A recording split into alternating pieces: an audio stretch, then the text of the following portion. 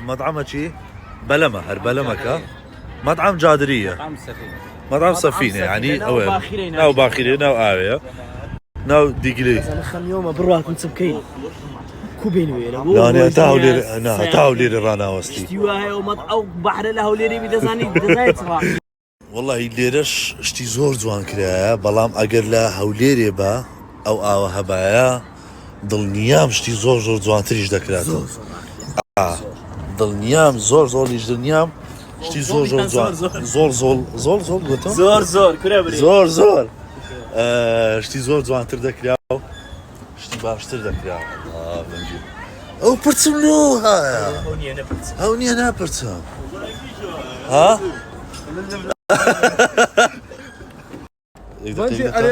بنجي ولا بنجي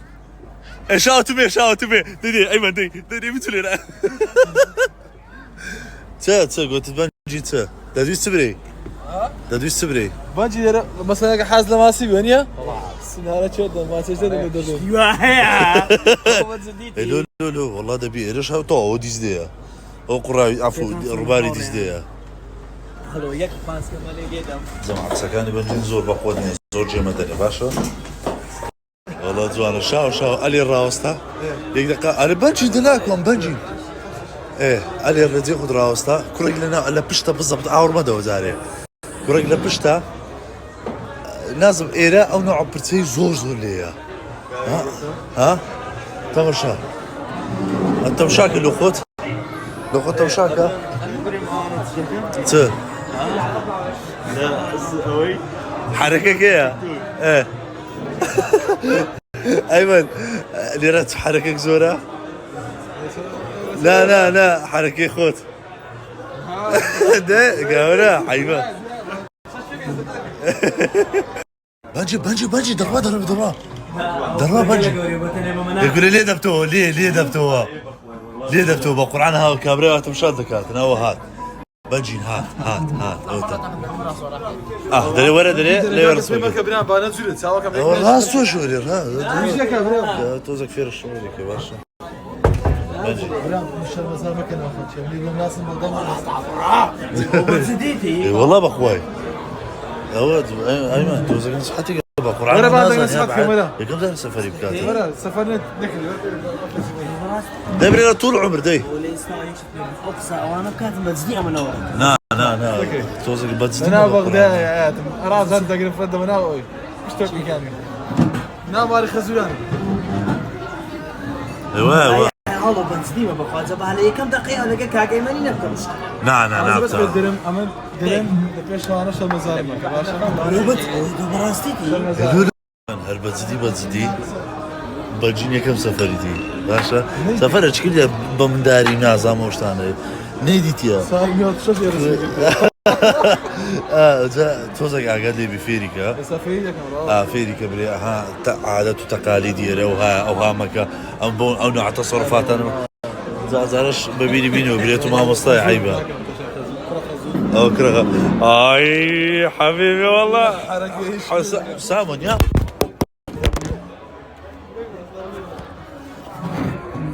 موبايلكم زعما بربو داولي بردتان لكم ببرم ناي اوي حسام هلو ايش زور خوشا يعني اللي من عايلش لبشتو درسنا الناس يوارج امانابي انه انا بنشكو زور خوش شدينا بلاتين ما يقدر سريع بلاتين انا بس نعطي نشيو دارشة بنجي استا بنجي اتوسطا استا او شتي مزي او من دالان بينا اتزبينا ب بقرآن لبو أمنية لبو أمنية أتو روبينا بيبي ورا تصرفات أنا ما كقول عيبها ورا بنجي والله عيب ورا كاكا ورا تشيو لو تشيو بيبي كاكا آسف هذا صديق بس أنا آسف عرفتك عليه بصراحة بيبي تشيو تصرفات برلمانين هسه قاعدين هنا راح يشيلونه كله شوف زاني وين ده لما انا كمان يقدر شو يستاهل ما بس ديتا بنجي نوتيو بنجي او تيو تصرفات ده تيو داز دكي دار ما لقى ايمن يعني ايمن ها ايه والله ادري له ايمن بدينا او يدي من دارا من دار ما يستوي بابا اشتيان كرانا صدر يا صوت في حتى زين والله ما شاف معنا قابل الجدري اذا كان سيزداد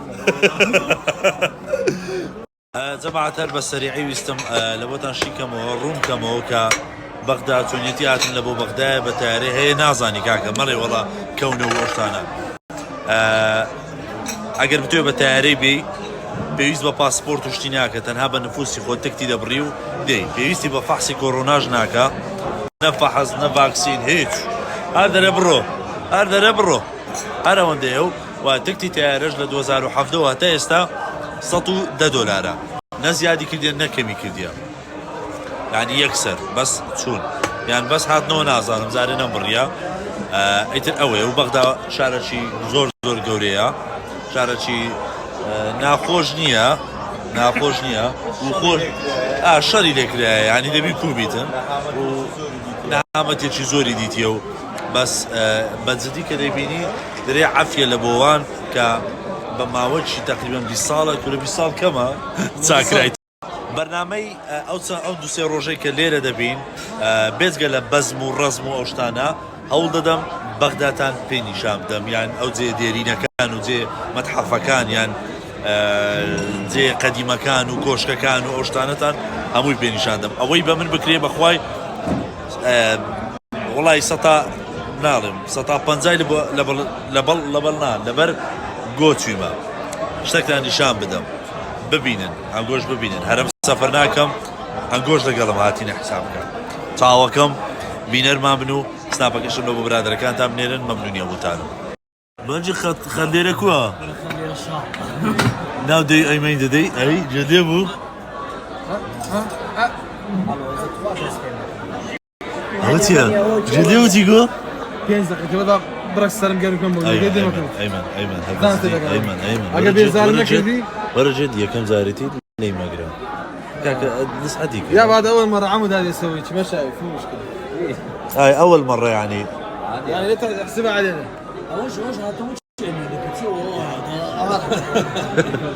لا الاسف يعني الاسف حبيبي اسمعني زين اسمعني نعم هذا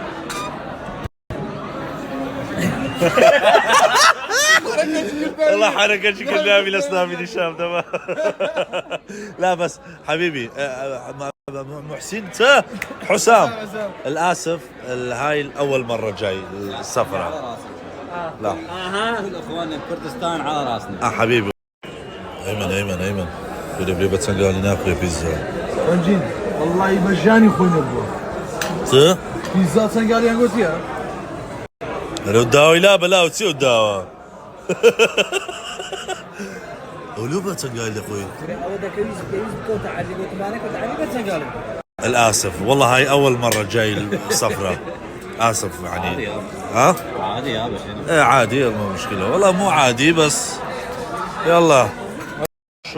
شكرا جزيلا شكرا واهلا وسهلا واهلا يعني دوبي بالمخير بيا اماتي ما يعني خذ وسقتي يا اهلا وسهلا انت نوروا سواها عليهم سلفة سويت عليهم سلفة هاي مو كلام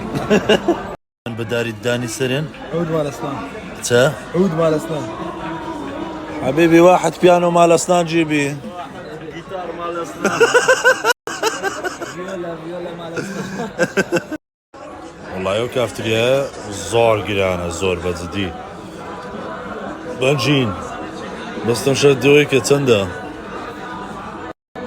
تسمع خوارد مقابلاتك تسار همبرجر بيتزاك يك دو سي تسار نيرجلا قالك زورك ها صار مقابلات سطو شستو حفت هزار زور خدمات بس خدمات 15,000 عادي توا برا زين بالنسبة لك مكان زين اي زين دا ايري ايمن يبقى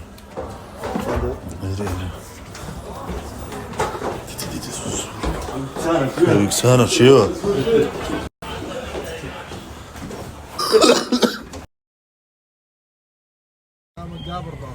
باشا الصورة ملو بروين دريتن روشانه هذا احمر حبيبي الروشانه لداخل ولخارج احمر والله احمر هاتنا دري وتسونا لا انت عندك مشكله بالالوان، هذا اخضر. اخضر اصغر صح اخضر اخضر جرين اصغر اصغر يعني اخضر وتسيو ذوقنا شرينا او ختشينا طبعا اوتيلك ما قلت اوتيل ايش طبيعي ما قلت يا بلام زيكي زور خوشة لدو بحريون يا لدو يعني بابرين روباري يك فيو كي زور راقية كابكو ديارني ها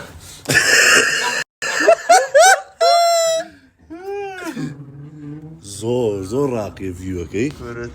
هاي بتخوم بلوشي يا مديار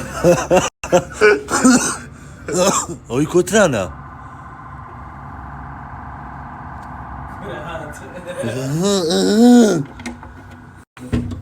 ولا عايبيني انا صعيبتي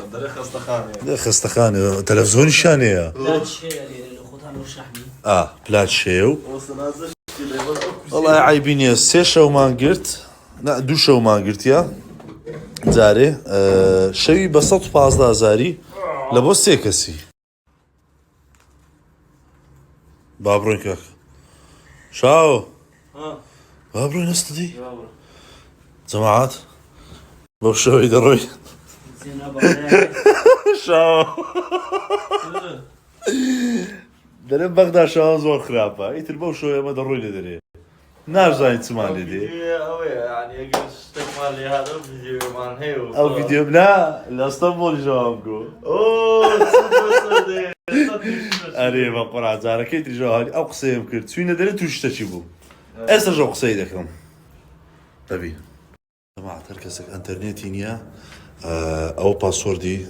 او واي فاي كي فري لو خطن داخل كان الروي كان الروي ولو الروي ولا وجروي ولا بيامبرو اي وين يا تخوا ها او هوتيل ما هوتيل ما هوتيل ما قلت انا يرشوا كيت هوتيل ما قلت بلان قلت انا هوتيل كافتريا لي تبدتين هوتيلي لبو كافتريا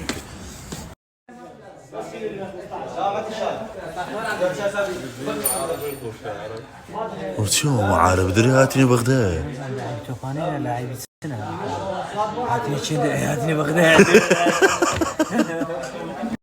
جوان دانش جوان دانش چه پال دایتو